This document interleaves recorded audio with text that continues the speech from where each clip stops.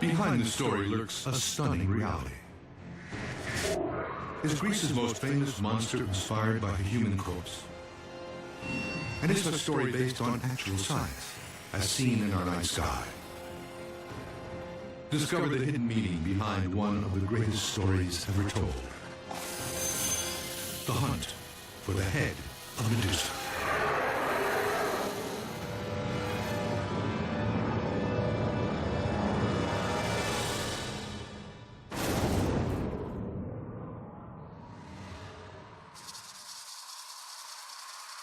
This was once a garden.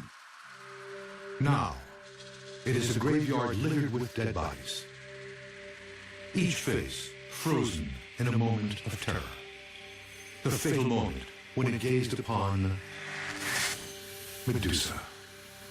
Her gaze penetrates right into your inner being and petrifies you from the inside out. The myth of Medusa has captivated us for almost 3,000 years. Today, her image still commands instant recognition around the world.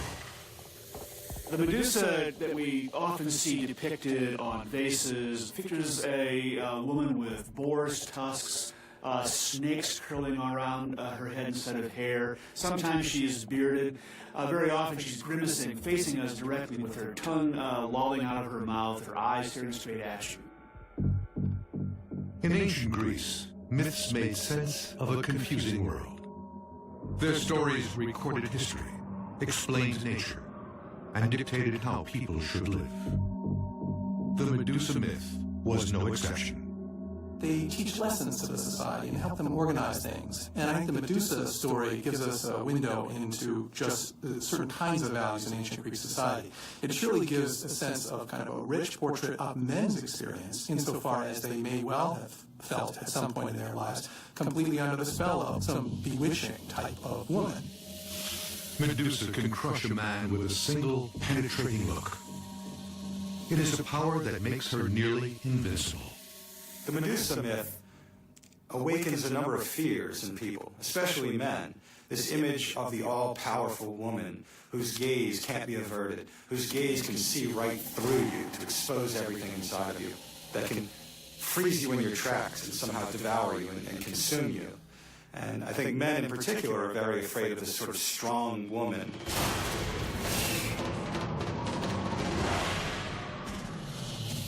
To the ancient Greeks, Medusa's deadly image was one of the most terrifying in all of mythology. But she was not always a monster. According to the myth, Medusa was once a ravishing woman. Every man in Greece wanted to possess her.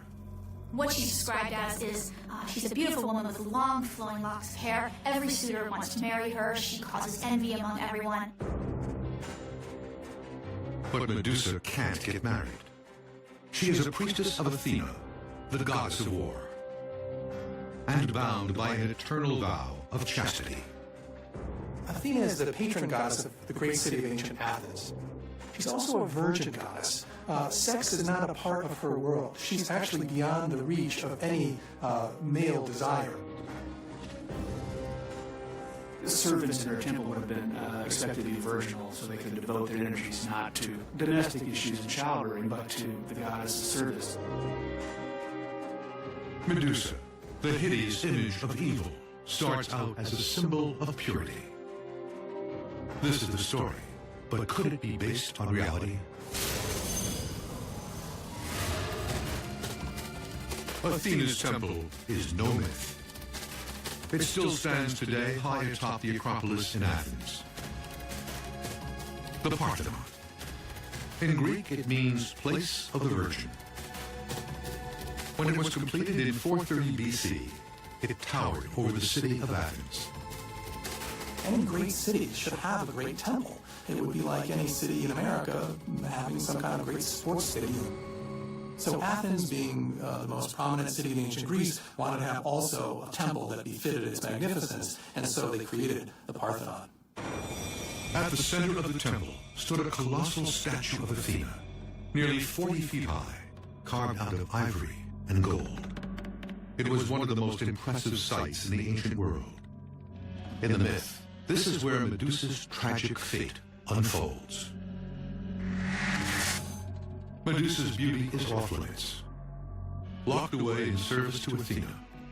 But one suitor will not let her vow of chastity stand in his way. Poseidon, god of the sea. Poseidon is his sort of very prominent masculine power. He is a god of the sea and a god of storms and a god of earthquakes. Earthquakes don't sort of just creep up on you. They hit you very hard. If he was angered, even just a little bit, he could explode violently and really do harm to you. In a fit of raw lust, Poseidon makes his move and ravages the virgin priestess.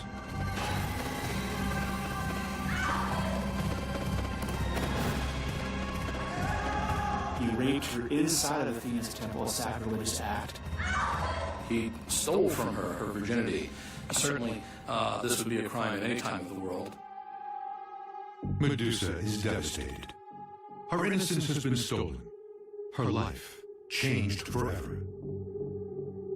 She was a rape victim, and so she was no longer eligible for ordinary marriage according to the mores of Greek times. And she was no longer a virgin either, so she wasn't able to be devoted to service to a goddess.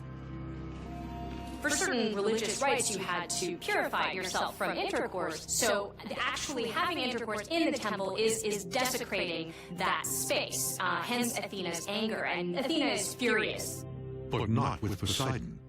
As a powerful male god, this is expected of him. In the eyes of Athena, it is Medusa who deserves to be punished. The victim is about to become the accused. Athena's one of the guys, so she has this role that places her in a kind of male camp. She's going to side with the men. In a way, it reflects a society where they consider women more as property value. They recognize at some point that rape is necessarily harmful to the woman, but it doesn't seem in most of these myths that there's any sympathy at all, and frequently the female figure who is raped is the one who's punished. Athena will impose a devastating sentence on her shattered priestess. She will transform Medusa from a beauty into a beast. Her new look will bear a terrifying resemblance to a frequent and real sight in ancient Greece. Human corpses. Medusa, mythology's heinous snake-haired beast, can turn her enemies to stone with a single glance. Once, she was Greece's greatest beauty, desired by both men and gods. But after Poseidon raped her, Medusa's world changed forever. The Medusa story is a tragedy, because she wasn't even the perpetrator. The deed is Poseidon who raped her in Athena's temple, but she's then turned into a hideous monster. In the myth, the goddess Athena curses Medusa without warning. She begins an agonizing transformation, clawing desperately at her face. Her skin cracks and withers, and her long, silken hair becomes a writhing mass of poisonous snakes. Medusa's horrific transformation is almost complete.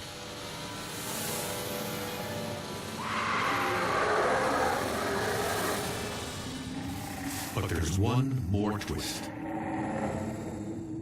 She's now going to have to undergo the most powerful and most gut-wrenching of all the aspects of her curse. She'll have to be now a person whose very sight turns the looker into stone. It's now going to isolate her from all of human society.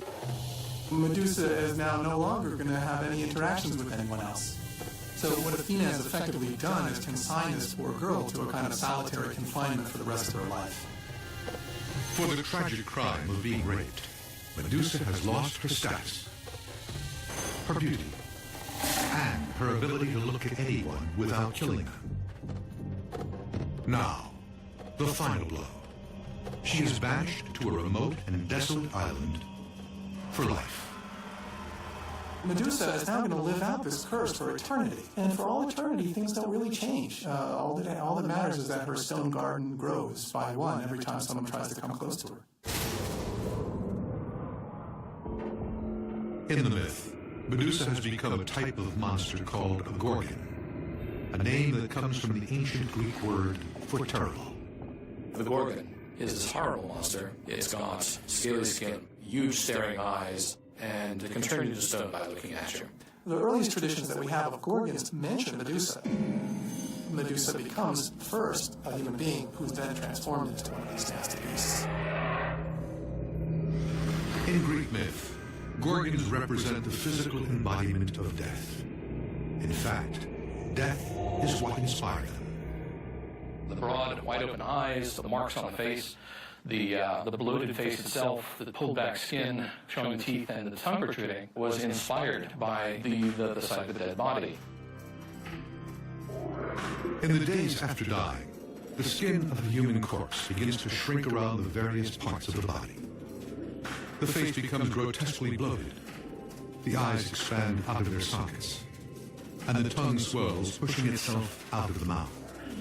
Gradually, the corpse morphs from man to monster. On photographs of dead bodies, you can see all of these changes that are characteristic of the gorgon taking place. This is one of the things that people today aren't so familiar with. We get separated from death very early. We have specialists to take care of dead bodies.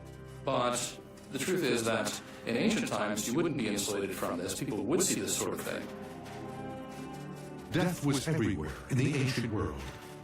In fact, many other historical monsters are modeled on corpses. In the middle of the Aztec calendar, you find exactly the same features. You've got exactly the same oversized eyes, you've got the broad nose, you've got the rictus grin, you have the protruding tongue. You find it in Base in Egypt. In India, you find many of the same features on Rahu, the demon responsible for the eclipse. In Southeast Asia, Rangda, the demon that kidnaps children, also has huge pop eyes and very, very long tongues growing out of her mouth. The prominence of this gorgon symbol in many different spots in the ancient world gives us a real sense of just how widespread these myths were. In the story, Medusa is now a gorgon, the mythical face of death. But her physical transformation is only the beginning of her punishment. Her hideous looks will make her an outcast, but her petrifying power will make her a target. Because the warrior who beheads Medusa will possess the ultimate battlefield advantage. Her severed head will still turn men to stone. Men from all over the Mediterranean set out to slay Medusa and claim that power for themselves. One of them has more than glory at stake. His name is Perseus. And his hunt for Medusa's head is one of mythology's greatest adventures. The story of Perseus begins in Argos, a real region of southern Greece. In antiquity, a lot of myths were actually situated in specific locations. Now, this was important for the people who lived in those places.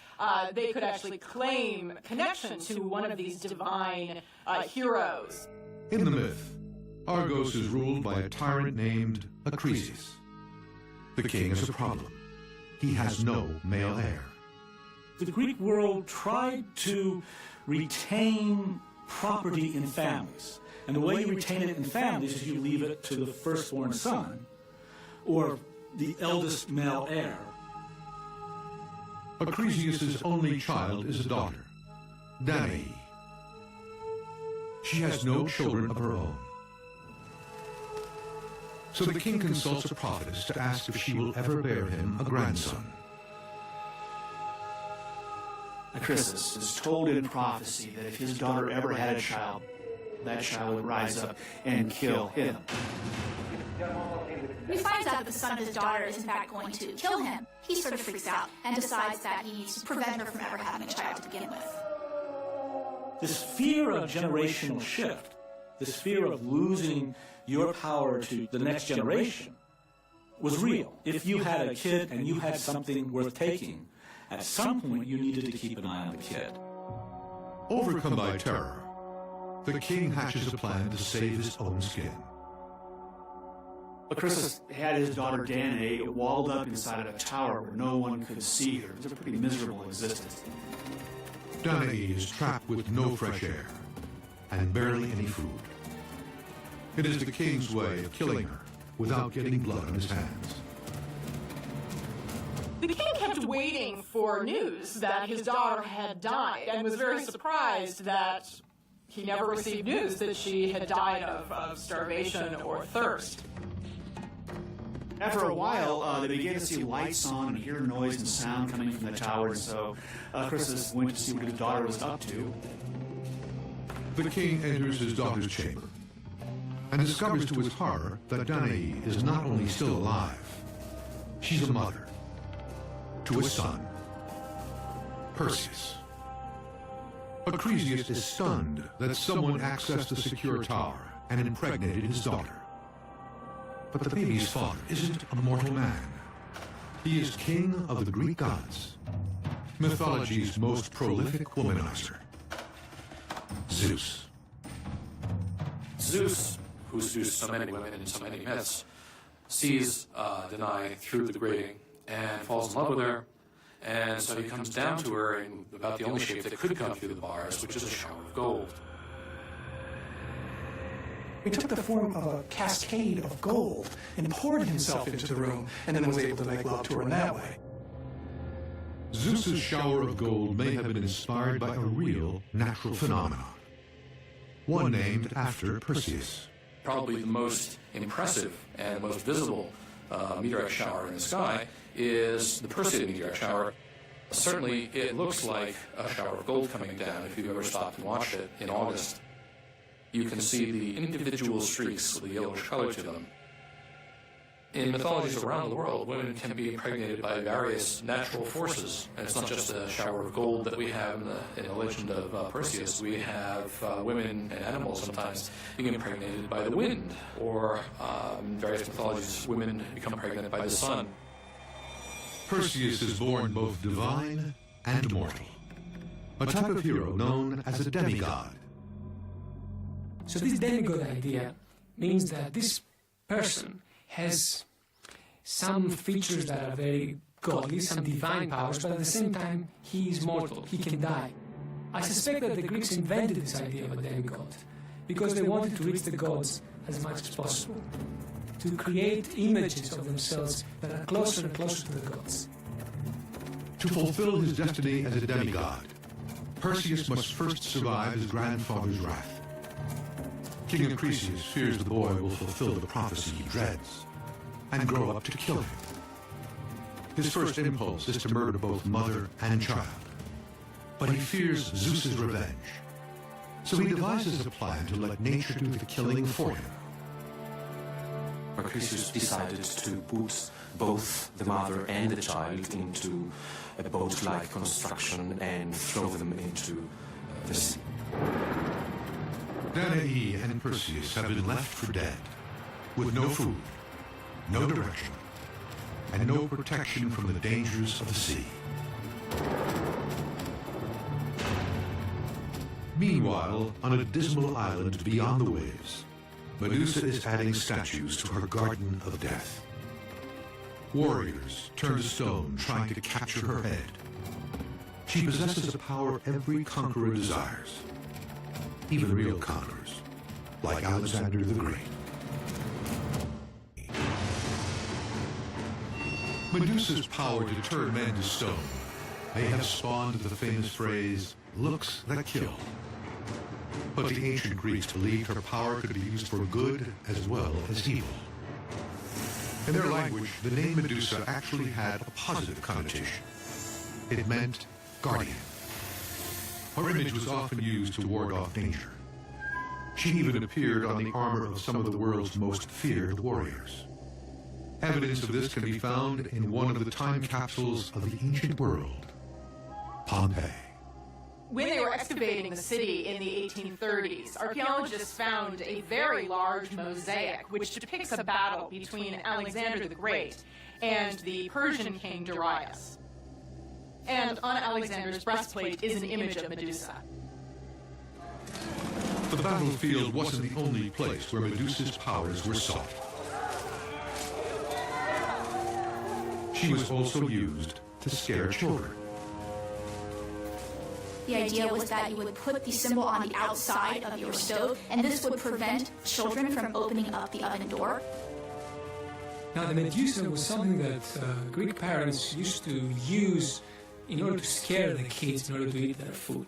Say, eat your food or I'll ask the Medusa to get you. So it was something that was very horrendous, very horrible, very mesmerizing, very frightening. In the myth, Medusa has a price on her head. Warriors from across the Greek world travel to her remote island, seeking to steal it and use its petrifying power as a weapon against their enemies. So far, all who have tried made the same fatal mistake. They looked at her first. The ancient sources are relatively silent on what Medusa must have thought as she's just sitting there living out her life amid a huge panoply of stone corpses. You can imagine that it would have been a very kind of strange situation. You've got little stalagmites of people all over the place, and there she is all alone, but never had the satisfaction of actually being able to engage with anybody.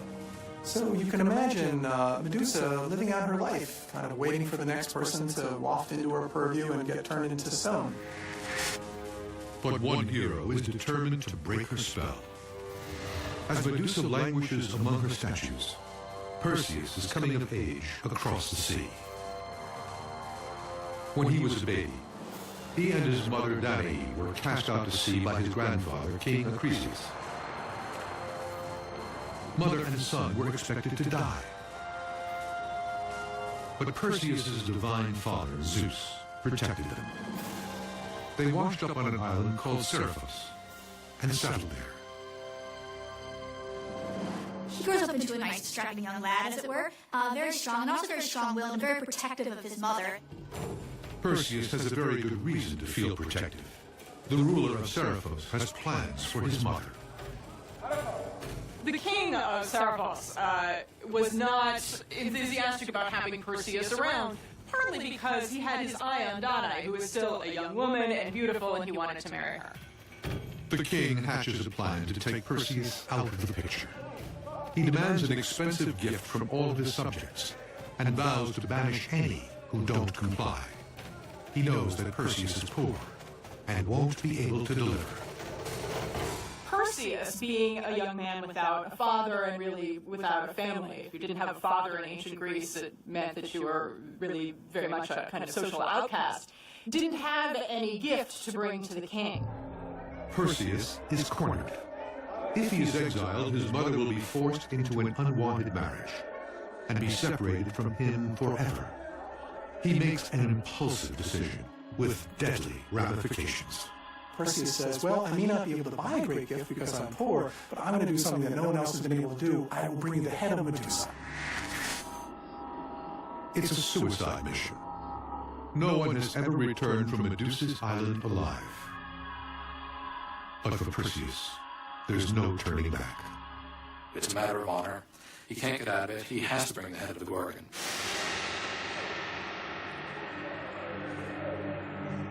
If Perseus succeeds, he will return home a hero with a stature to challenge the king and protect his mother. But if he fails, he'll be turned to stone.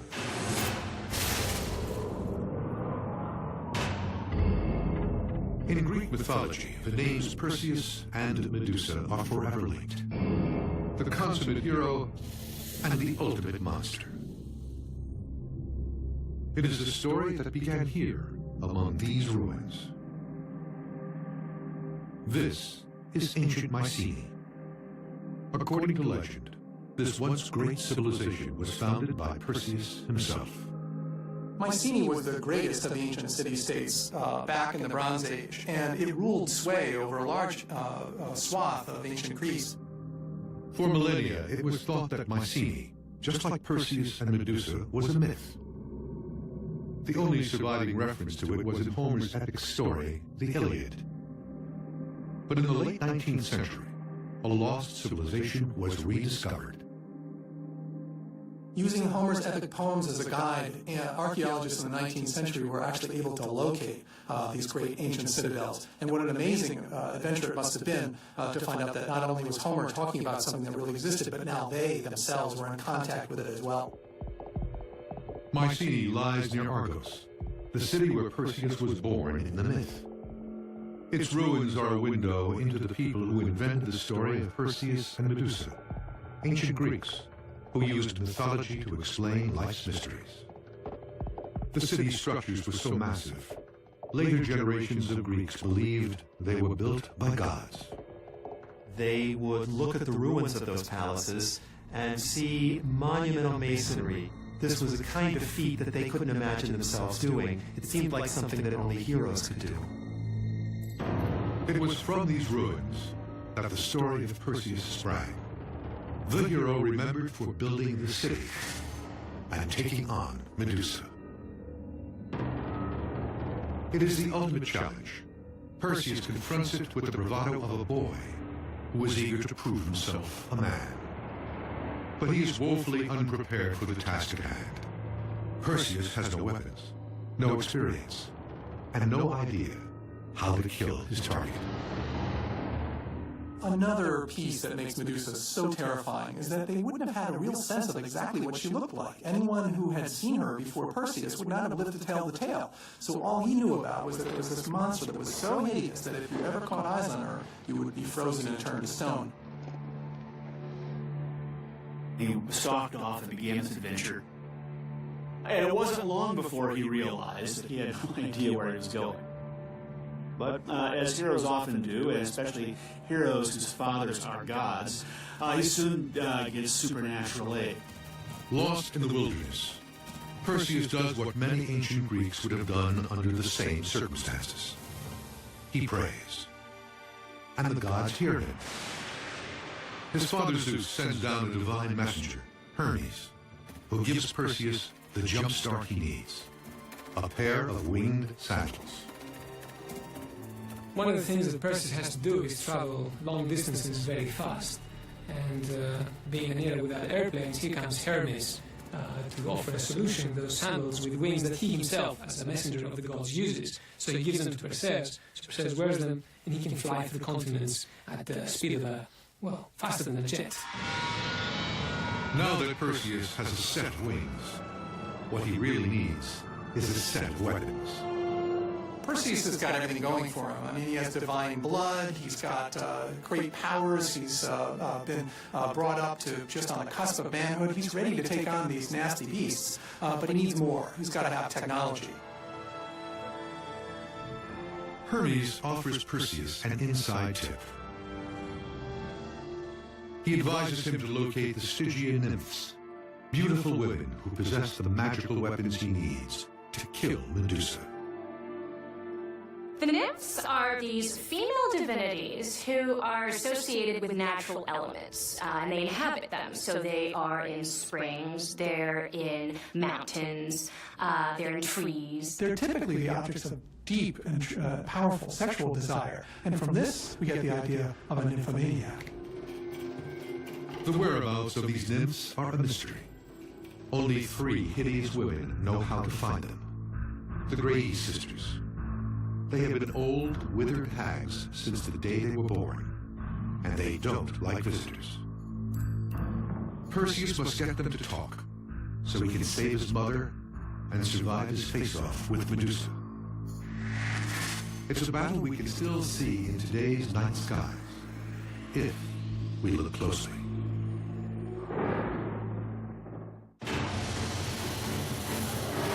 Medusa, a deadly gorgon, has turned countless warriors into stone. But someone is still stalking her, Perseus, and he wants her head. His success will require more than boyish bravado. Perseus will need a powerful set of weapons to slay Medusa. To get them, he must find the Stygian nymphs. But only 3 wretched old women know where they live. The Grey sisters. They're very strange. None of them have eyes except this one that they pass between each other. whenever one wants to try to have a look at something. So they need to share it. That eye is very precious to them. The island of the Grady sisters is a dark realm where even the moon does not shine. Perseus uses his trusty winged sandals to get there. Perseus is also not just, a hot-headed and brawny, but he's also pretty clever. When he gets to the island, he realizes he should do some reconnaissance to find out what their weaknesses might be before he proceeds.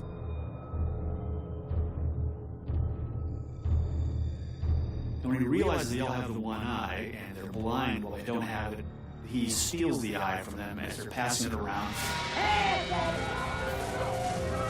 The sisters fly into a blind panic. They're in a very abject position. It's like a beggar having his last farthing stolen from it. They're falling all over each other trying to get that eye back from him. Perseus has the upper hand. He demands the location of the nymphs. The Grady sisters reveal that they live on the river Styx, the waterway that separates the land of the living from the land of the dead. Perseus has what he came for. He tosses the eye onto the sand and takes to the skies. This is the myth, but how does it connect to reality? This story, like many others in Greek mythology, may literally have fallen from the sky. Since the dawn of civilization, mankind has looked to the heavens to explain the past, present, and future.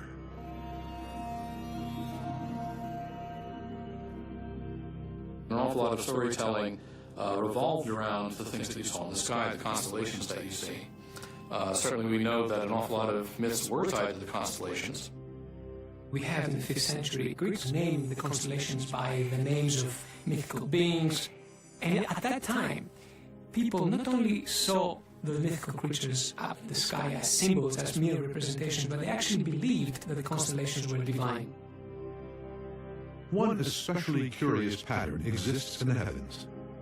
A hero holding a curved sword and the head of a gorgon. This is the constellation known as Perseus, a celestial blueprint for the myth. But there may be more to this cluster of stars. It may also reveal how the story of the Grey sisters originated. The constellations themselves did things that inspired portions of the myth. The second brightest star in the constellation of Perseus is Algol. Now, Algol is a very peculiar star. In the Perseus constellation, Algol forms a point on Medusa's head. It is known as an eclipsing binary star. It appears as a single point of light in the sky, but it's actually two stars that orbit around one another. As they go, they eclipse each other's light, making Algol appear to dim and then get bright again. It is a 3-day cycle that may have inspired the story of the 3 Grey sisters. Algol is very bright for a while, and then it goes out rather rapidly every 3rd day. This represents the stealing of the Eye of the Grey Eye by Perseus. And as it tries to pass to the 3rd Grey Eye, Perseus is in there among them, and he steals the eye. And when he takes the eye, you can see it go out.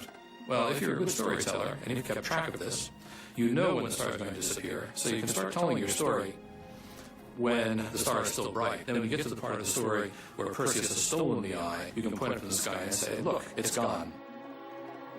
Algol's impact on the myth may not end with the Grey sisters. Some experts believe it also inspired the climax of the story, Medusa's gruesome demise.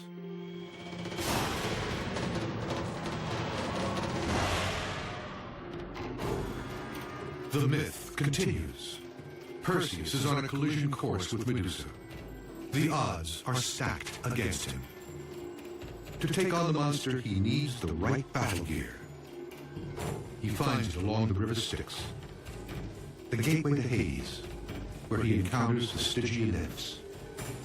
They present Perseus with 3 weapons essential to his survival: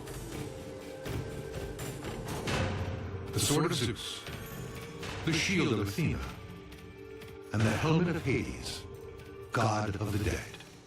It reminds them irresistibly of James Bond getting all the fabulous devices from Q, not only because he gets all these things to carry out his mission, but because they also have magical properties to them.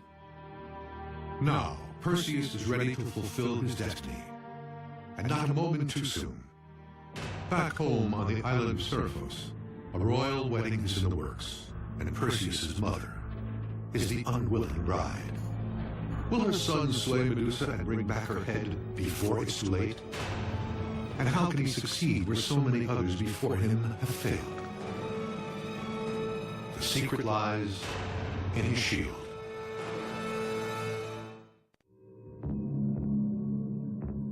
Perseus' dangerous quest for the head of Medusa has taken him on a journey over thousands of miles. Now his moment of truth has arrived.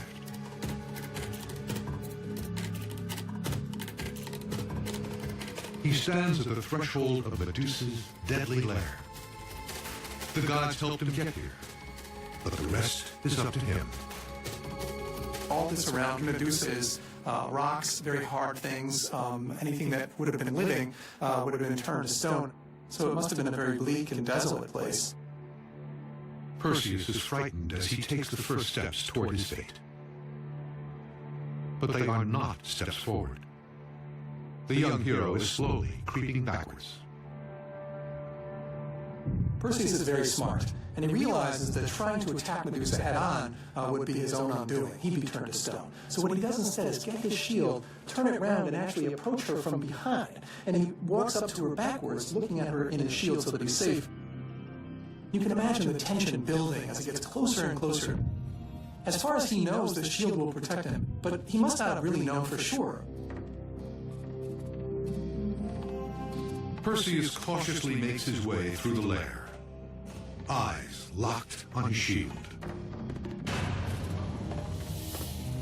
The slightest misstep will prove fatal. At last, Perseus locks onto his target.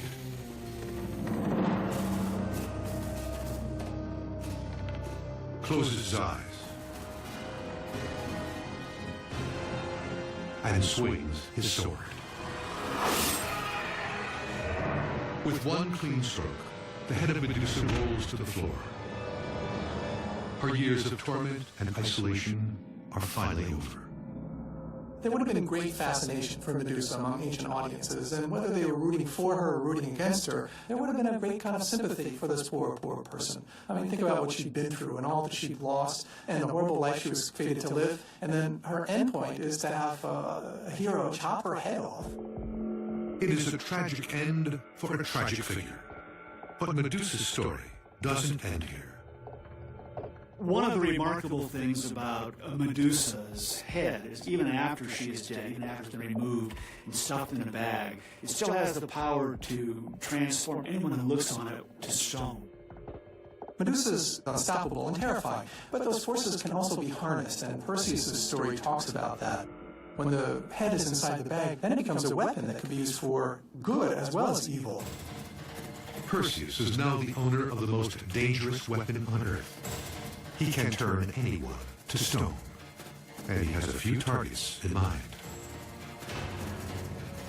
His mother, Danae, has been left with no one to protect her from the lecherous king of Seriphos. She's about to be made a queen against her will.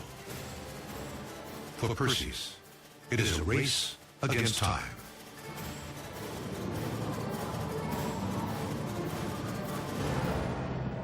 As the hero flies home, it becomes clear just how powerful Medusa's head still is.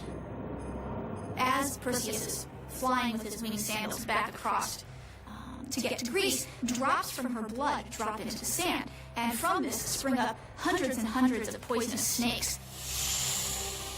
Some nasty monsters in antiquity are so mean and so awful that their blood actually produces other monsters. Medusa is one of those that have such powerful blood. The dripping blood from her head as Perseus was flying away was thought in later tellings of the story to have given rise to all the snakes that ancient Romans knew to exist in North Africa.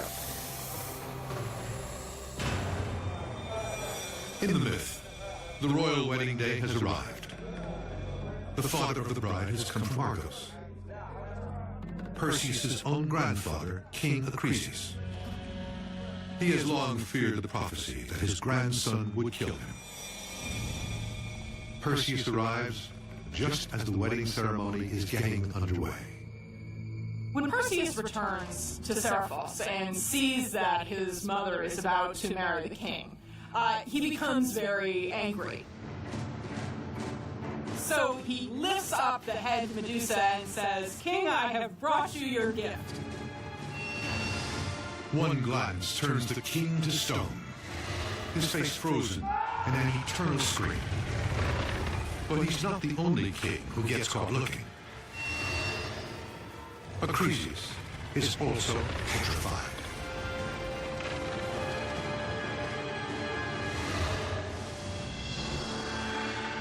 Danae has been saved by her son, and Perseus has earned his place as one of the mythology's bravest heroes. His death-defying journey has transformed him from a boy into a man. Perseus is particularly relatable among the ancient heroes. He's cast out at different points along the way, and only because of the extra love of his mother is he able to make his way through some very difficult times. He makes his mark in the world, and he grows into his own. He becomes a real, true, powerful hero, someone that the Greeks can look up to. After he saves his mother, Perseus presents Medusa's head as a tribute to Athena, the goddess who created the monster. In the end, it is Medusa's original punisher who inherits her power. There's a poetic quality to the ending of this story, as Medusa's head becomes the icon on the breastplate of Athena. After all, this poor young girl started off this great misadventure by running afoul of that goddess. Athena has the first and the last laugh. By a surprising enemy. Behind the story lurks a stunning reality. Is Greece's most famous monster inspired by a human corpse? And is the story based on actual science, as seen in our night sky? Discover the hidden meaning behind one of the greatest stories ever told. The hunt for the head of Medusa.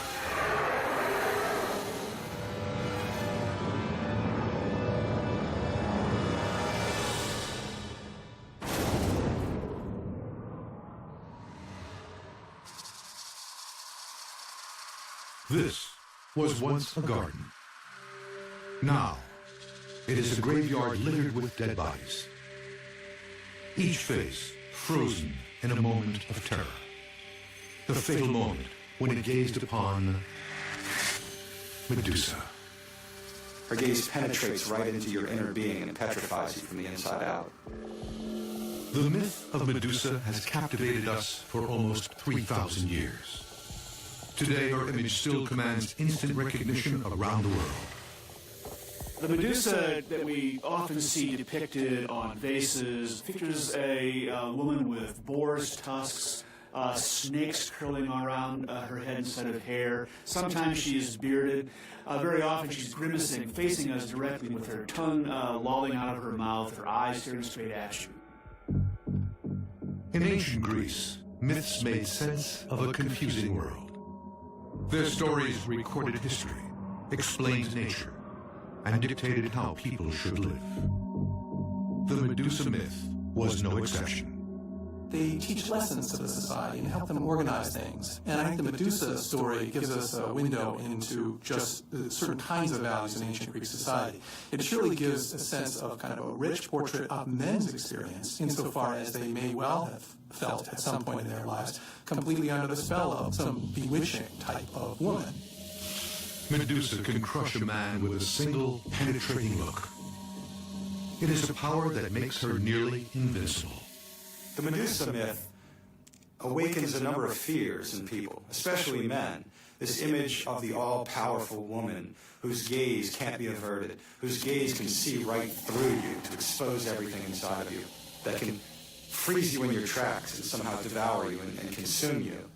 And I think men in particular are very afraid of this sort of strong woman.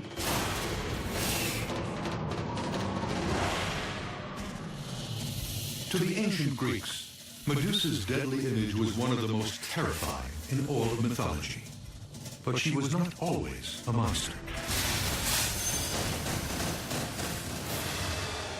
According to the myth, Medusa was once a ravishing woman. Every man in Greece wanted to possess her.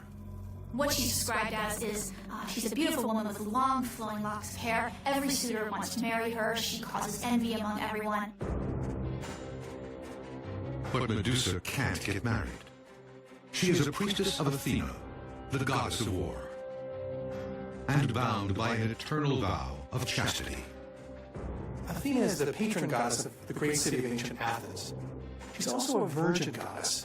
Sex is not a part of her world. She's actually beyond the reach of any male desire. Servants in her temple would have been expected to be virginal, so they could devote their energies not to domestic issues and childbearing, but to the goddess' service. Medusa, the hideous image of evil, starts out as a symbol of purity. This is the story, but could it be based on reality? Athena's temple is no myth. It still stands today high atop the Acropolis in Athens. The Parthenon. In Greek, it means place of the Virgin. When it was completed in 430 BC, it towered over the city of Athens. Any great city should have a great temple. It would be like any city in America having some kind of great sports stadium. So Athens, being the most prominent city in ancient Greece, wanted to have also a temple that befitted its magnificence, and so they created the Parthenon. At the center of the temple stood a colossal statue of Athena, nearly 40 feet high, carved out of ivory and gold. It was one of the most impressive sights in the ancient world. In the myth, this is where Medusa's tragic fate unfolds. Medusa's beauty is off limits, locked away in service to Athena. But one suitor will not let her vow of chastity stand in his way. Poseidon, god of the sea. Poseidon is his sort of very prominent masculine power. He is a god of the sea and a god of storms and a god of earthquakes. Earthquakes don't sort of just creep up on you. They hit you very hard. If he was angered, even just a little bit, he could explode violently and really do harm to you. In a fit of raw lust, Poseidon makes his move and ravages the virgin priestess.